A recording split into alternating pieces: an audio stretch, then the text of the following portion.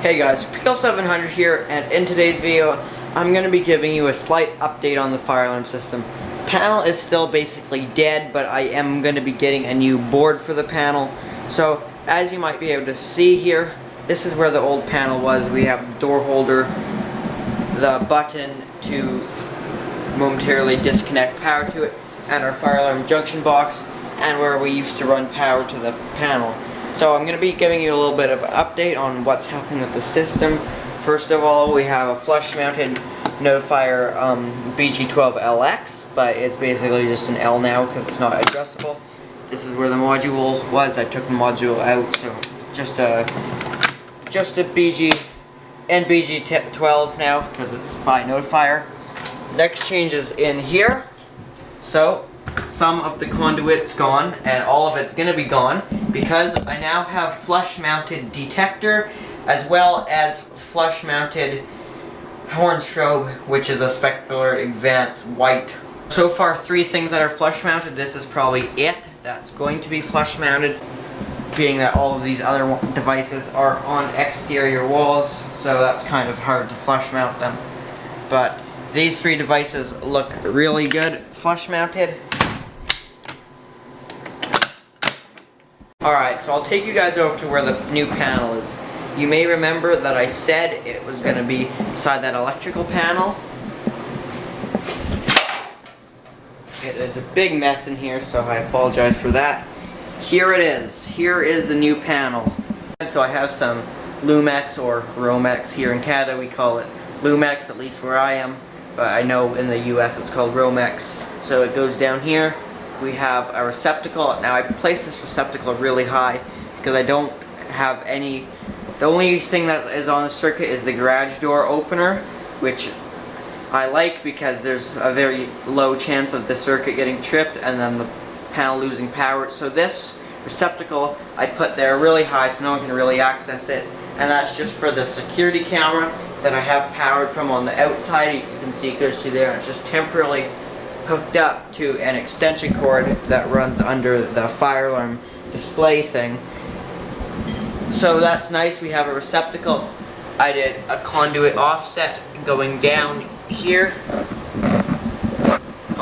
fastener right there, and then another offset to a junction box, where then we have some armored cable running into the fire alarm control panel, just capped off for now. And I'm actually going to turn the breaker on. So now power is on to here, so those are capped off. As you can see, no board in here, but we do have our fire alarm cables. These are all 18.3. A lot of the systems on an 18.5. In most cases, better to just have an 18.5 since instead of running 2 18.3s, because these have an insulated ground, therefore you count the ground conductor. So these ones have positive negative ground versus positive negative ground. So even though that the 18.5 has 2 more conductors, it's not nearly twice the size of these. In fact, 2 of these are a lot bigger than one 18.5. So that's why we have 4 of these coming down here, because we have a 3/4 inch conduit. I did a offset right there. That's PVC to there, where we go to 2 18.5s. So I'll tell you what each one of these is. So I don't know what they are in my hand, but one of these is zone 1, one is zone 2, one is NAC 1, one is power for the door holder, which will go through a relay on the panel and then also go to that momentary disconnect, and one of these is a spare since I pulled these all at once, so I had room, so I just pulled one more. So if anything in the future needs to be added, but hopefully I will be getting a board for this panel soon. Just tuck that down like that.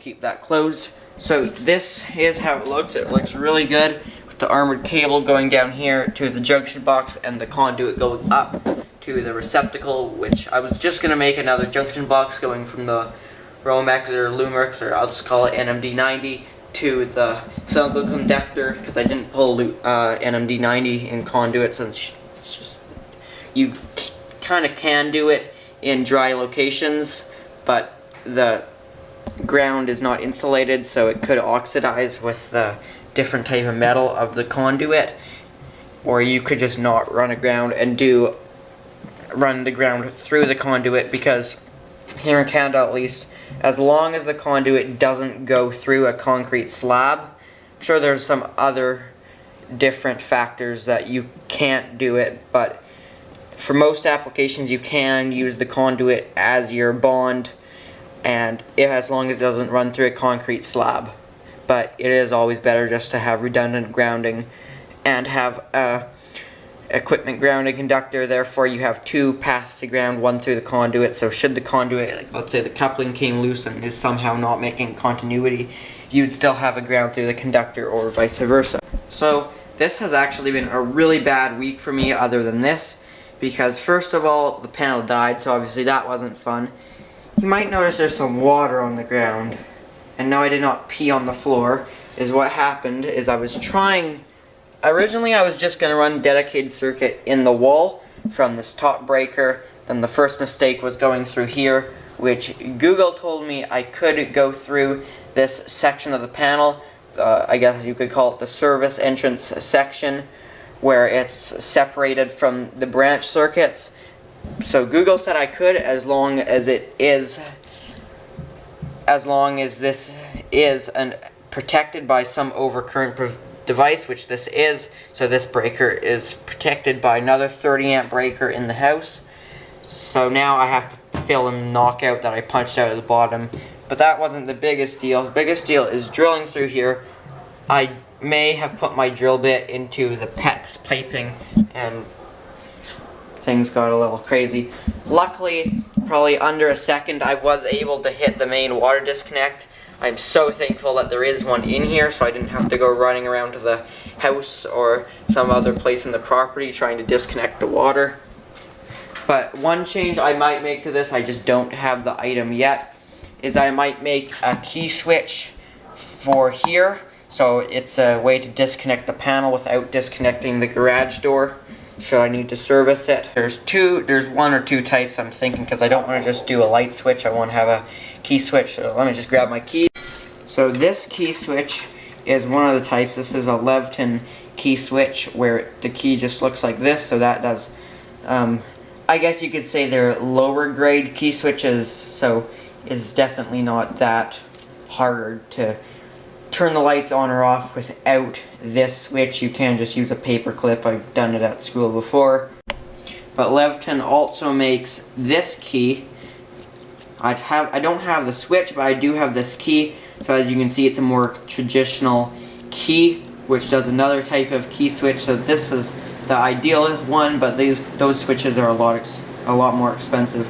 Any key switch is expensive, but especially these ones that take this type of key.